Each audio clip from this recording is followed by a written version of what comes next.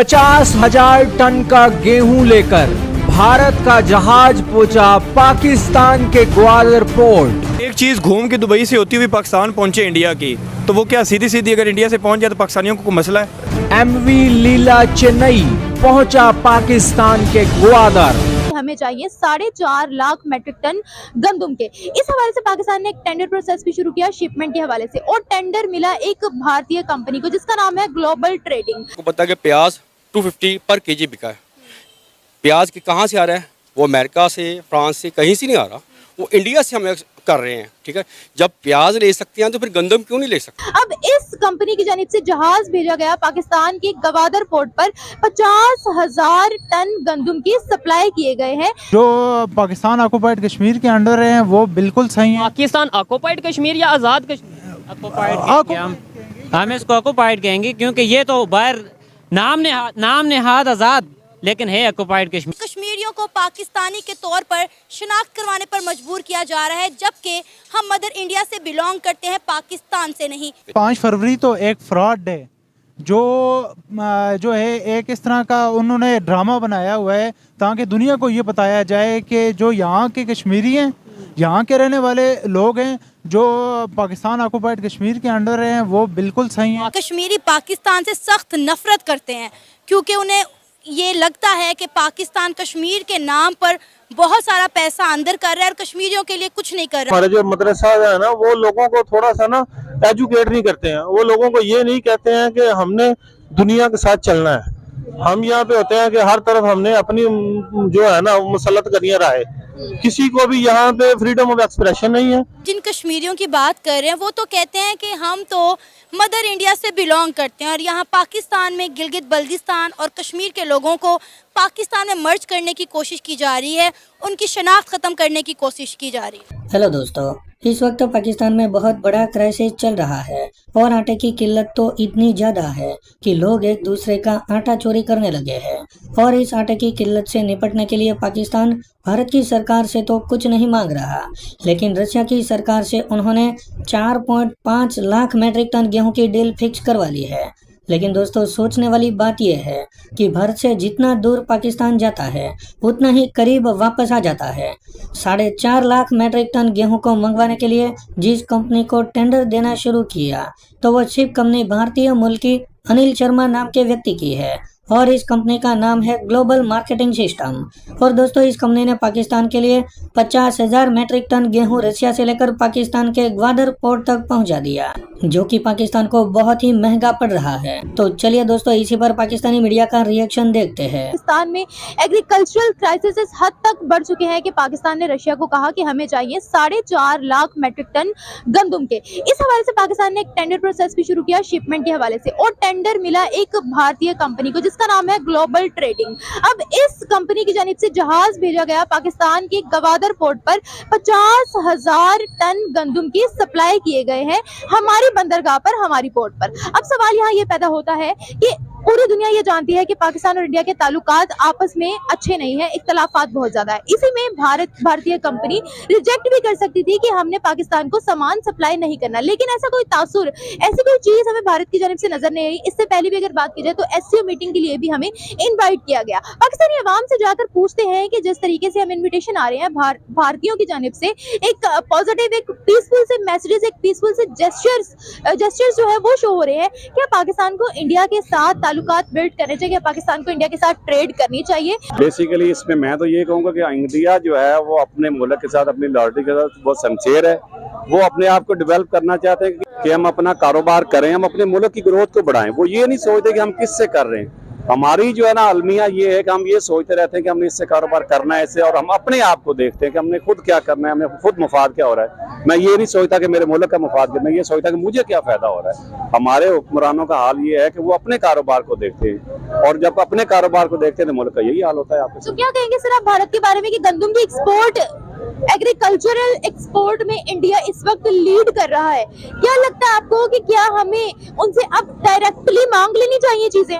नहीं, डायरेक्टली मांगने की बात नहीं है। अगर आप बराबरी की सतह पे कोई बिजनेस करना चाहते हैं उसमें कोई अर्ज नहीं है। उसमें कोई पूरी दुनिया करती है और पूरी दुनिया में सिस्टम चलता है। कोई मुल्क अगर आप देखते हैं तरक्की करता है तो उसमें सबसे पहले ये होती है कि वो अपने आप को देखते हैं कि हमारी अपनी क्या कंडीशन है, हम अपने आप को, हमें फायदा क्या है इसमें।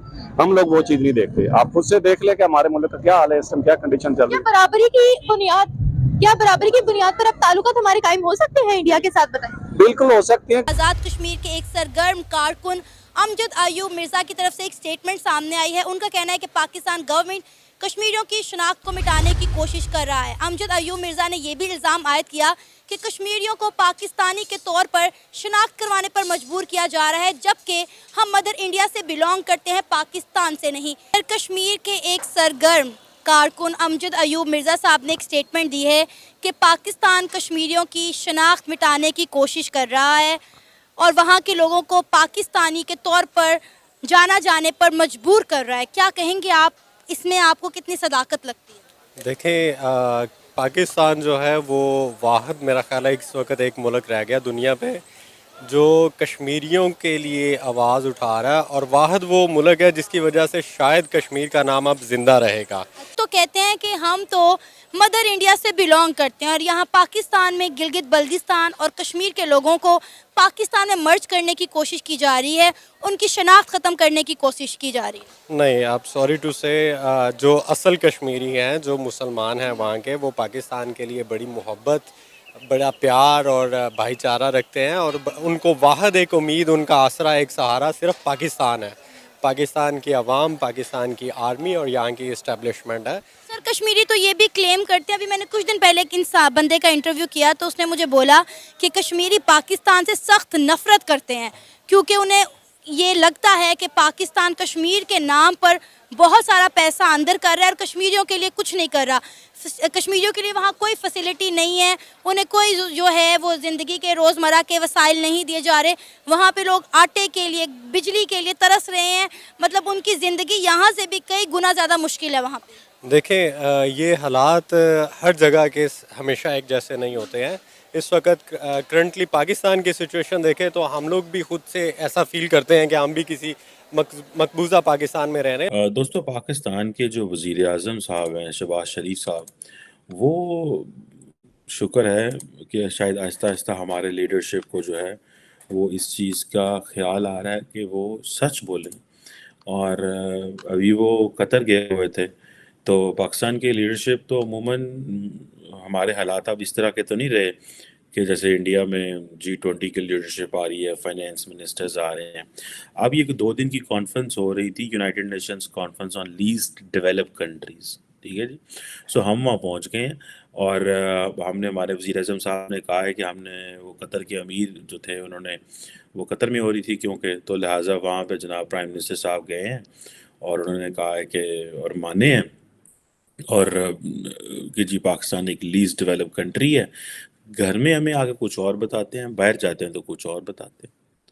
और वहाँ जाके अब लीस्ट डेवलप्ड कंट्रीज़ को क्या बताएंगे जी, क्लाइमेट बड़ा हमारा इफेक्ट हुआ है जी, हमारा जो post pandemic geo strategic disruption है फूड एंड एनर्जी सप्लाई में। अब ये देखें ना जी, geo strategic disruption in food and energy supply chains. ओ भाई, हमारी जो फूड है, हम एक एग्रेरियन मुल्क हैं, हमारी फूड बाहर से आती क्यों है? हमारे गंदम, चावल, चीनी, ये चीज़ें पाकिस्तान में क्यों पैदा नहीं होती? मैं आपको मज़े की बात बताऊं, someone told me, I will not name it, कहते हैं जिसकी बात हो, कई दफ़ा चैटम हाउस रूल्स होते हैं कि भी अगर बात हुई वो बाहर नहीं करनी। मुझे बताया गया कि पाकिस्तान की जो कॉटन है, पाकिस्तान अमेरिका से कॉटन इंपोर्ट करके वापस अमेरिका में शर्टें बेचता है एतलात में, और फिर कह रहे हैं जी geo strategic disruption in food and energy supply, ये वो। असल में ये चीज़ें नहीं हैं। असल में ये चीज़ें ये हैं कि पाकिस्तान में कॉटन इसलिए नहीं हुई क्योंकि हमारे इंडस्ट्रियलिस्ट ने कॉटन को ख़त्म करवा के वहाँ गन्ना उगाना शुरू कर दिया, क्योंकि वहाँ इंडस्ट्रियलिस्ट की ज़मीन, वहाँ इंडस्ट्रियलिस्ट की शुगर मिल्स थी, तो वो अपनी शुगर मिल्स को बचाने के लिए उन्होंने कहा कॉटन को छोड़ो, गन्ना लगाओ। गन्ना लगाओगे तो वो चीनी, उनको कॉस्ट कम पड़ेगी चीनी बेचने के लिए, क्योंकि वो नज़दीक से हो रहे हैं। उन्होंने कॉटन बैन करा दिया। अब कॉटन से हमें फॉरेन एक्सचेंज रिजर्व आएगा, जब उससे हम चीज़ें बनाएंगे। ये जो मैं आप बता रहे हैं ना, ये जो सप्लाई चेन है, ये हमारे सारे इंटरनल मिसमैनेजमेंट्स हैं।